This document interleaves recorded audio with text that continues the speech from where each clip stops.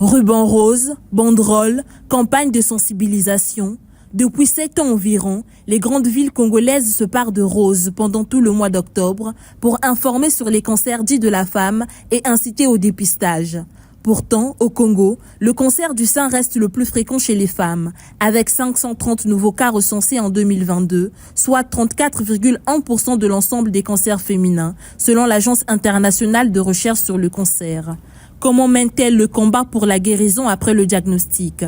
Pour y voir un peu plus clair, nous sommes allés à la rencontre d'Anna, une jeune Brazzavilloise trentenaire qui lutte contre le cancer du sein depuis 1 an et qui a accepté de parler à visage couvert pour des raisons de discrétion. Diagnostiquée d'un cancer du sein après avoir consulté son médecin pour des écoulements sanguins, Anna a vu sa vie basculer. Ça avait bouleversé ma vie. Ce jour-là, tout a été bouleversé. Mais je rends grâce à Dieu parce qu'il y a la famille qui est là, qui est en train de me soutenir. Sinon, ça ne pouvait pas marcher.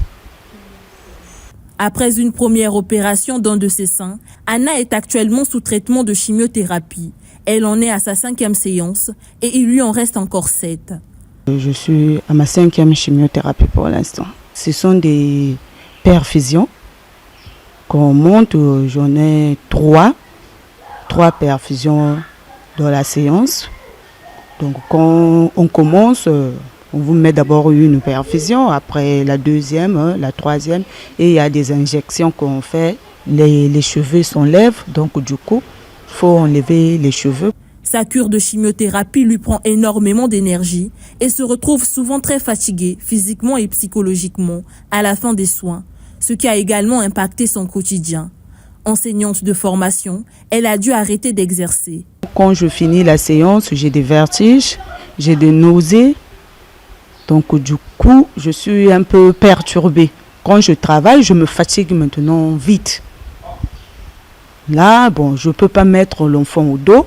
C'est juste peut-être, je fais la vaisselle, je m'arrête par là. Ou bien je prépare, je m'arrête par là. Parce que je me sens fatiguée maintenant. Je ne travaille plus comme avant. Je suis une enseignante, je suis bénévole. La fatigue n'est pas le seul point noir de son traitement. Autre ombre sur le tableau, les coûts très élevés du traitement. Depuis son diagnostic en 2024 jusqu'à présent, les dépenses liées à la prise en charge s'élèvent à des millions de francs CFA. Avant de commencer le traitement, il fallait payer 1,2 million. C'est ce qu'on a fait. Donc là, il faut chercher encore 1,2 million. C'est pas facile. Après la chimiothérapie, elle devra subir une autre opération du sein. Une suite qu'elle aborde avec beaucoup d'inquiétude, compte tenu de sa situation financière. Jusqu'ici, Anna n'a jamais bénéficié d'un appui financier ou psychologique d'une quelconque structure étatique ou d'une ONG. Nous sommes maintenant à bout. Payer encore 1,2 million, aller à Kinshasa ou au Sénégal, aller faire la radiothérapie. Ça, c'est juste la radiothérapie, ça, c'est aller payer là-bas les 6 millions, sans compter le déplacement, le frais de séjour. Donc là, s'il pouvait tomber sur ça, qu'il m'aide. Nous sommes à bout de souffle, vraiment, on a besoin d'une aide. Donc, je peux dire peut-être ça, vraiment, on a besoin d'une aide financière. Parce que là, ça ne marche plus. Faut à tout moment pour aller faire les chimiothérapies. Là, je reviens de l'hôpital pour aller faire des examens qui prennent 35 000 avant la chimiothérapie. Donc, pratiquement, il faut avoir 200 000. Puisque tu fais les examens à 35 000, la chimio, tu payes à 150 000.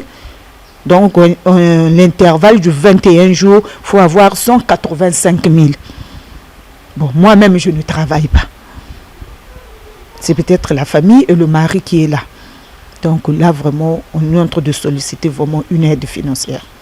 Pourtant, le chemin vers la guérison reste encore lent. Au Congo, le Programme national de lutte contre le cancer a lancé un plan stratégique national de lutte contre la maladie pour la période 2022-2026. Ce plan prévoit la réduction de la morbidité et la mortalité liées au cancer par des actions de prévention, de dépistage, de diagnostic, de traitement et de soins de soutien. Mais sur le terrain, ce plan ressemble à une chimère. Les patientes assument seules la majeure partie des frais. Faute d'équipement de radiothérapie, beaucoup doivent se faire soigner à l'étranger à des coûts exorbitants. Aujourd'hui, le traitement complet d'un cancer du sein est estimé à plus de 10 millions de francs CFA. Une somme inabordable pour la plupart des femmes. Entre promesses et réalité, l'accès aux soins reste un luxe que peu peuvent s'offrir.